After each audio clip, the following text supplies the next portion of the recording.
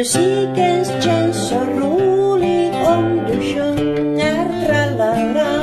Även en bråda kan då bli fin och glad. När ditt kompisgäng och du spelar